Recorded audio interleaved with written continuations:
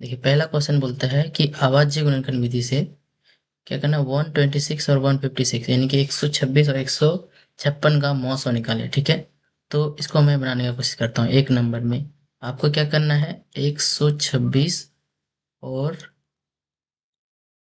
कितना था यहाँ पे देखिए जरा, 156 का क्या करना है, आपका मौसम निकालना है 156। ठीक है, तो इसको बनाना बहुत ही इजी होता है। ठीक है, आपको अभाज्य गुणनखंड विधि बोल दिया है, तब क्या करे, 126 का जो है ना, आप सबसे पहले अभाज्य गुणनखंड कर ले। ठीक है, तो आप इसको दो से क्या कीजिए, डिवाइड कीजिए। तो आपका देखिए ये 6 इन 3 बार में, इसको 3 से काटते हैं तो 21, और इसको हम फिर से 3 से करते हैं तो 7। ठीक है, उसी तरह से 156 का भी हम लोग कर लेंगे। ठीक है, देखिए बहुत इजी है, आप लोग सीखे होंगे।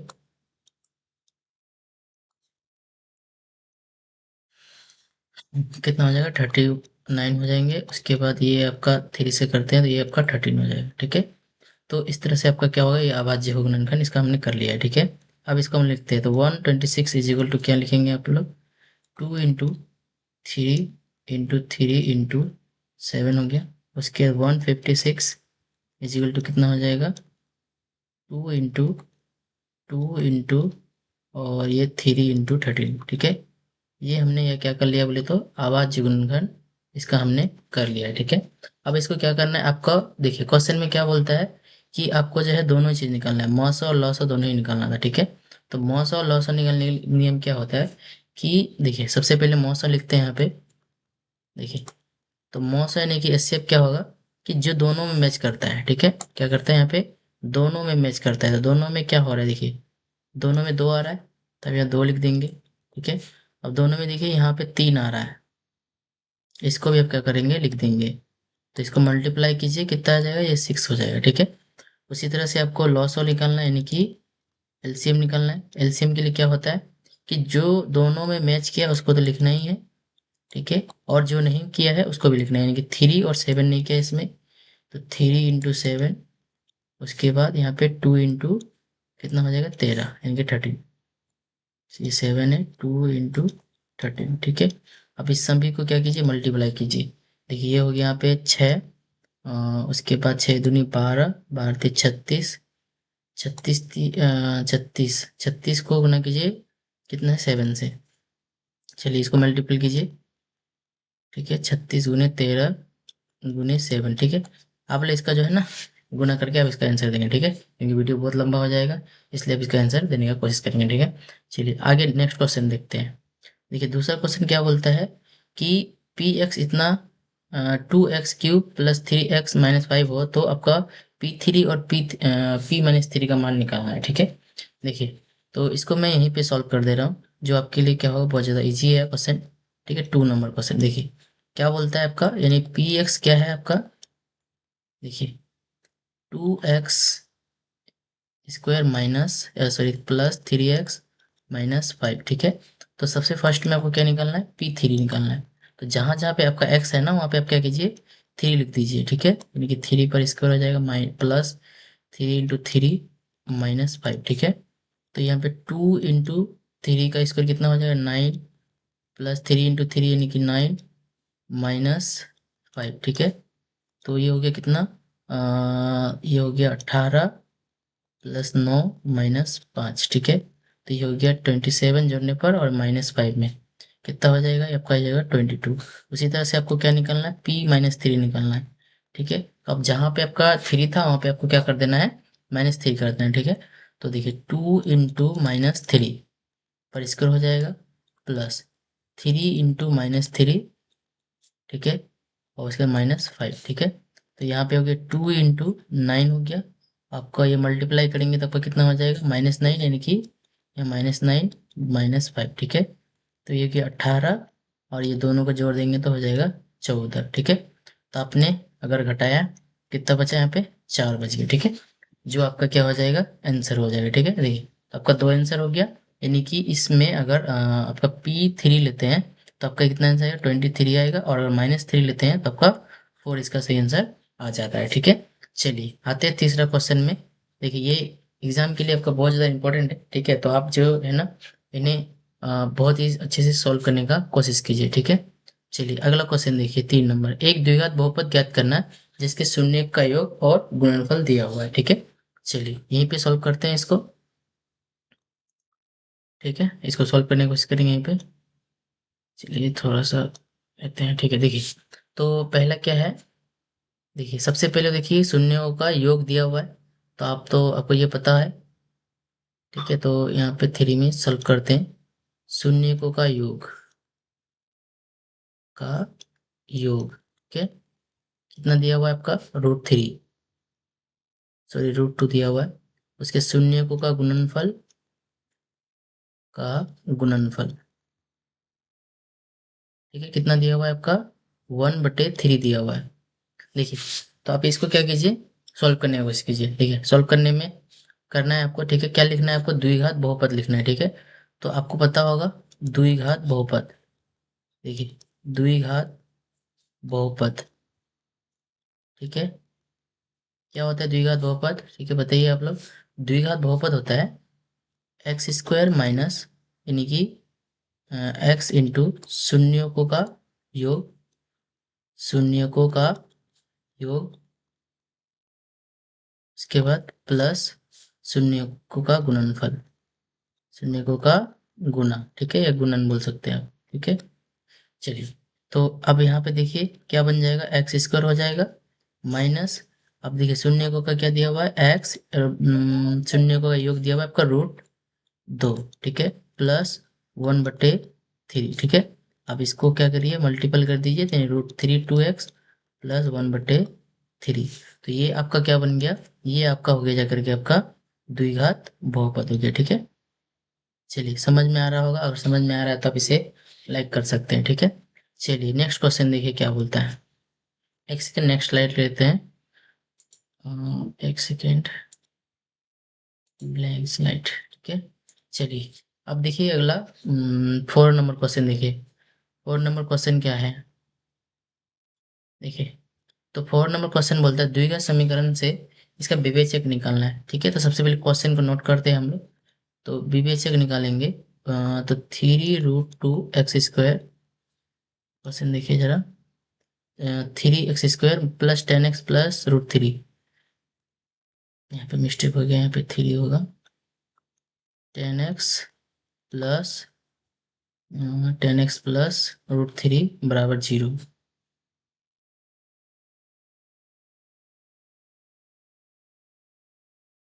ये देखिए इसका आपको विवेचक निकालना है, विवेचक या फिर विवेकतर निकालना है। तो देखिए आपको यहाँ पे दिया हुआ है, तो आपका ए क्या है, 3√2 है, 3 है, उसके बाद बी क्या है आपका, 10 है, और सी क्या है आपका, √3 है।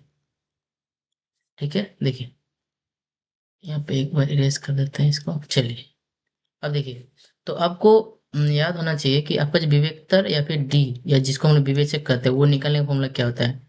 तो सबसे पहले होता है b² माइनस 4ac, ये क्या होता है इसका फॉर्मूला, b² माइनस 4ac, तो b का मान 10, तो 10 पर स्क्वायर हो जाएगा, माइनस 4a का मान कितना है, 3√3 इंटू √3, ठीक है। चलिए ये इसका, अब इसको हम सॉल्व कर देंगे तो आपका आंसर मिल जाएगा। तो देखिए 10 का स्क्वायर क्या हो जाएगा, 100, माइनस 4 इंटू, ठीक है, ये तो यहाँ पे 3 है, और √3 गुना √3 करने पर आपका 3 ही होता है। ठीक है, तो ये हो गया 100 माइनस, कितना हो जाएगा, आप इसको सॉल्व कीजिए, भारतीय 36, तो आप इसमें से घटा देंगे तो आपका आंसर यानी कितना आ जाएगा, 64, यानी कि ये जो आपका द्विघात समीकरण है, इस द्विघात समीकरण का आपका विविधता यानी विवेचक क्या हो जाएगा, आपका हो जाएगा 64 हो जाएगा। ठीक है, बहुत ही आसान है। चलिए आते हैं नेक्स्ट क्वेश्चन में। ठीक है, नेक्स्ट क्वेश्चन देखिए क्या बोलता है। नेक्स्ट क्वेश्चन में है, क्वेश्चन पढ़िए एक बार, दिखाए कि x-3 और x+6 प्लस उनका एक हल है। ठीक है, देखिए क्या होगा, पहले क्वेश्चन देखते हैं। चलिए यहाँ पे लिखते हैं पहले, तो x बराबर क्या बोल रहा है, -3, और दूसरा समीकरण क्या है, समीकरण देखिए क्या है, x² 6x प्लस 9, समीकरण है हमारा x² 3x plus x² 6x plus 9, sorry mistake हो गया, 6x plus 9 is equal to 0। देखिए, अगर किसी भी समीकरण का अगर हल होगा तो आपका क्या होगा, यानी कि इसको हम लोग अगर पी एक्स मानते हैं, यानी x square plus 6x plus 9 is equal to 0। अगर इसका मान सबका क्या हो जाएगा, 0 आ जाता है, तो आप समझेंगे कि इसका क्या है, एक हल है। ठीक है, तो यहाँ पे p का जगह में यानी कि -3 लेंगे, तो आपका क्या हो जाएगा, तो यानी कि -3 का square plus 6 into -3 plus 9 is equal to 0। ठीक है, तो यहाँ पे कितना हो जाएगा, 9, ये हो जाएगा 18 और -3 बराबर 0। ठीक है, देखिए अगर इसका मान 0 आने पर, तो ठीक है, आप यहाँ पे देखिए कितना आ जाएगा, सॉरी यहाँ पे प्लस था, तो 18 माइनस में 18। ठीक है, तो आपका क्या आ जा रहा है, 0 आ जाएगा। तो आप यहाँ पे बोल सकते हैं कि जो है आपका प्रूफ हो गया, यानी कि इसका क्या है, ये जो समीकरण है यानी कि -3, इसका क्या होगा, एक हल होगा। ठीक है, चलिए नेक्स्ट क्वेश्चन देखिए, नेक्स्ट क्वेश्चन क्या बोलता है, उससे पहले एक नया स्लाइड लेते हैं। ठीक है, चलिए देखिए नेक्स्ट क्वेश्चन में क्या बोलता है, 5 नंबर में, सॉरी 5 नंबर तो हो गया, 6 नंबर देखिए। ठीक है, 6 नंबर आते हैं, देखिए 6 नंबर क्वेश्चन को देखिए। देखिए 6 नंबर बोलता है 2x² माइनस 6x। चलिए लिखते हैं पहले, 2x² - 6x, 6x plus three is equal to 0।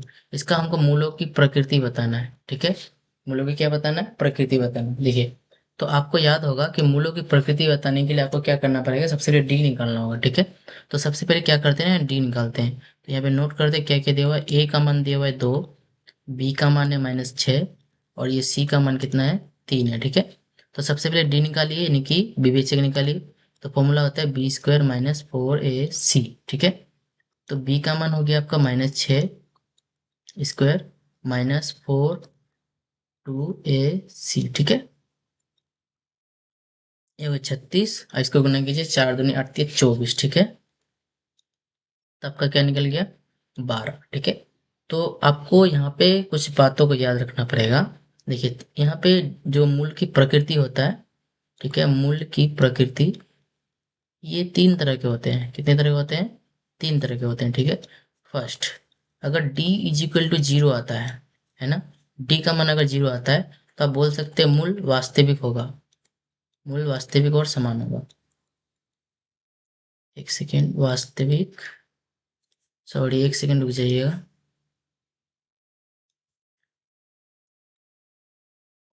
ठीक है, वास्तविक और समान। ठीक है, यानी कि दोनों ही मूल जो होंगे बराबर होंगे। उसके बाद 2 नंबर इसका पॉइंट होता है, डी अगर छोटा निकल जाता है तो मूल जो है ना अस्तित्व में नहीं होगा, मूल का अस्तित्व नहीं होगा, अस्तित्व नहीं होगा। ठीक है, नहीं होगा। ठीक है, याद रखिएगा, समझिएगा यहाँ पे। और लास्ट जो होता है आपका, कि अगर मान लेते हैं कि जो डी जो है,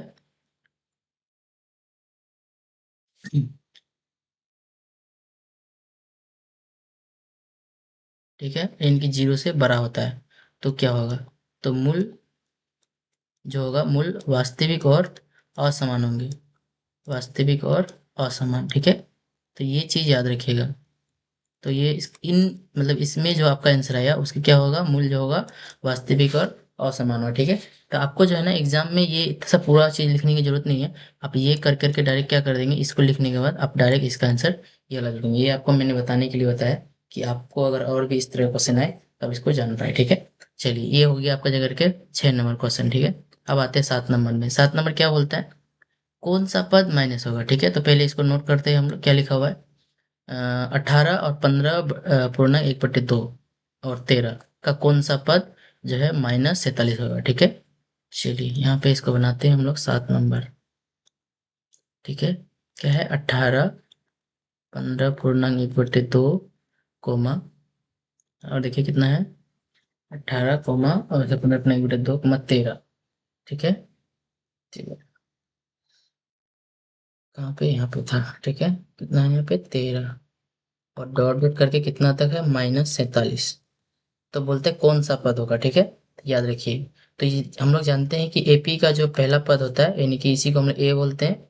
तो आपका कितना है 18 है, ठीक है। तो आपको डी निकालना होगा सबसे पहले। तो डी निकालने के लिए आपको जानते हैं हर दूसरा पद से पहला पद घटाना पड़ता है। तो आप यहाँ पे इसको कीजिए 15 दूनी 30 और 31 यानी कि 31/2 घटा कर लेते हैं हम लोग डायरेक्ट यहीं पे 18, ठीक है। तो कितना हो जाएगा यहाँ पे, इसको जोड़ेंगे हम लोग यहीं पे सीधा करके। तो ये हो गया 2 यानी कि 31 -36। तो मेरा कितना निकलेगा -5/2, ठीक है। ये आपका डी का मान निकल गया। और अंतिम पद को ही हम लोग ए एन बोलते हैं, है ना। तो ए एन, चलिए इसको हम यहीं पे सॉल्व कर लेते हैं direct. A n is equal to दिया हुआ है आपका 47, ठीक है। याद रखिए, तब इसी को हम लोग सॉल्व करते हैं। ए एन को हम लोग लिख सकते हैं A plus N minus one into D is equal to -47, ठीक है। यहाँ पे होते जा रहा है। अब ए का मान लिख दीजिए यहाँ पे 18। अभी एन का मान मालूम नहीं है, तो आपका यहाँ पे एन का जगह में ऐसे ही रह जाएगा और ये -5/2 हो जाएगा, ठीक है। और ये हो जाएगा -47, ठीक है। तो चलिए इसको हम ऐसे कर देते हैं। देखिए, अगर नहीं दिख रहा होगा तो बताएंगे आप लोग। चलिए देखिए, यहाँ पे ये n-1 और ये -5/2 इक्वल टू -47। देखिए ये इस पार जाएंगे तो आपका क्या हो जाएगा, पक्षांतरण होने से माइनस बन जाएगा क्योंकि ये प्लस में है, ठीक है। तो n-1 आप यहाँ पे इसको क्या करते हैं ना, जोड़ देते हैं। तो कितना हो जाएगा 15 का 5, 4 5 1 6, ठीक है। इसको इस पर लेके आएंगे तो ये 2 हो जाएगा और ये -5 यहाँ पे आ जाएगा। इसको काट देंगे 13 बार में, ठीक है। कितना बार में, 13 बार में, ठीक है। माइनस माइनस भी कट गया है। तो n-1 इज इक्वल टू कितना हो गया आपका, n-1 इज इक्वल टू हो गया 26, ठीक है। तब n बराबर आप कितना बोल सकते हैं, यानी कि 26 प्लस 1 यानी कि 27। आप कह सकते हैं कि 27वां पद आपका क्या होगा, 27वां पद आपका होगा कि आपका जो है -47 होगा, ठीक है।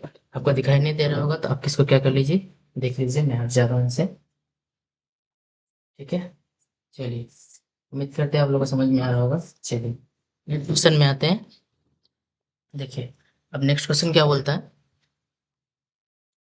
देखिए नेक्स्ट क्वेश्चन है कि 8 नंबर, के किस मान के लिए जो समीकरण के मूल वास्तविक होंगे, ठीक है।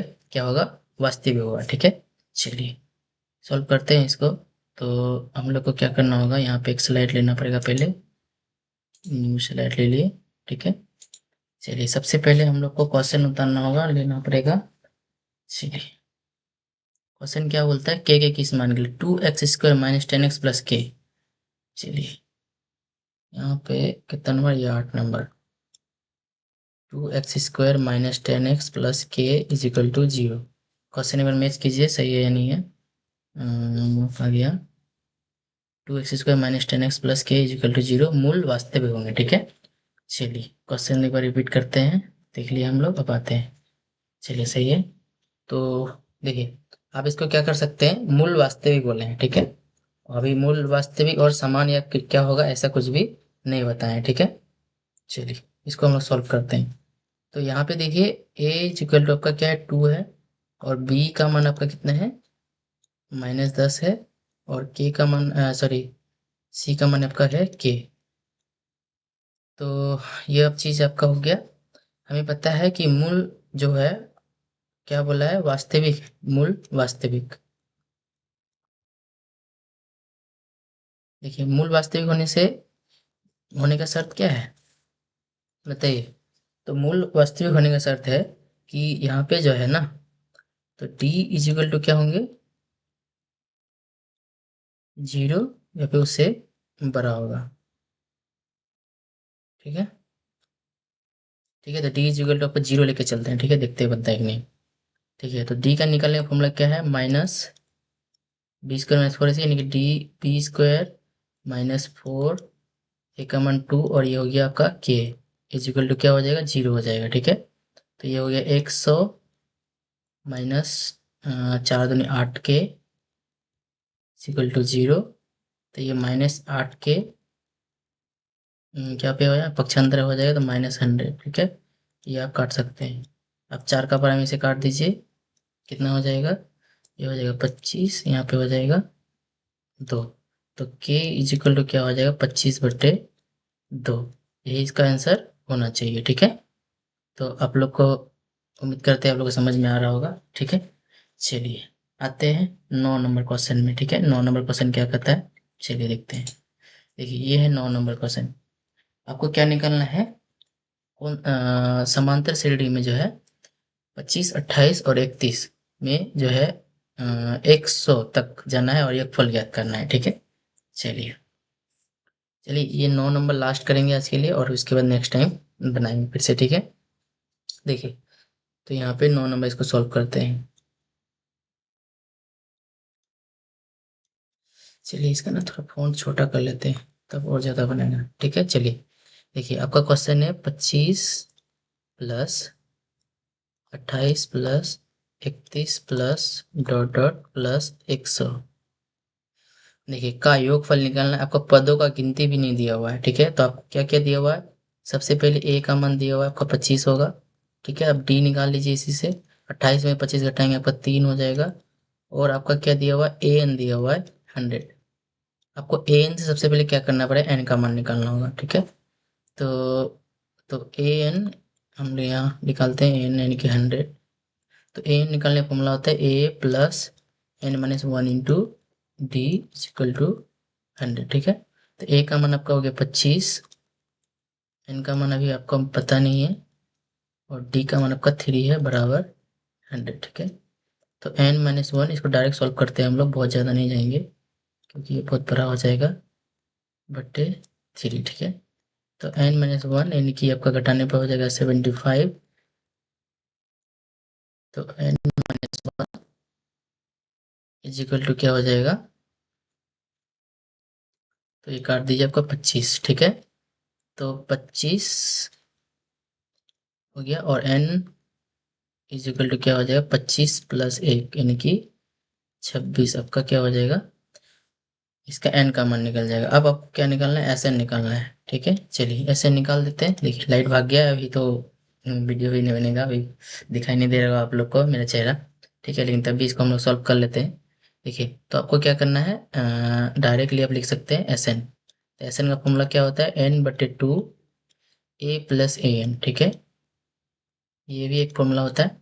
तो इसको हम लोग सॉल्व करते हैं, तो यानी कि 26/2, और ए का मान आपका 25, और ए एन है आपका कितना है, 100, ठीक है।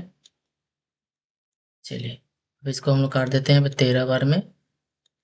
तो आप इसको क्या कर लीजिए खुद, यानी मल्टीपल कर लीजिएगा 125, ठीक है। तो आपका कितना हो जाएगा, इसको मल्टीपल कर लीजिएगा, आपका सही आंसर आ जाएगा, ठीक है। तो इस तरह से आपका क्या है, पहला वीडियो था आज, ठीक है। अभी लाइट भी भाग गई है, लेकिन आपके लिए क्या है, ये आपका 9 क्वेश्चन था जो आपके एग्जाम के लिए बहुत इंपॉर्टेंट था। तो उम्मीद करते हैं आप लोगों को समझ में आया होगा। तो नेक्स्ट आपका पार्ट आपका जो है, आगे बहुत सारे क्वेश्चन है उसको भी सॉल्व करके लेके आएंगे, ठीक है। उम्मीद करते हैं आपको समझ में आया होगा। Thank you.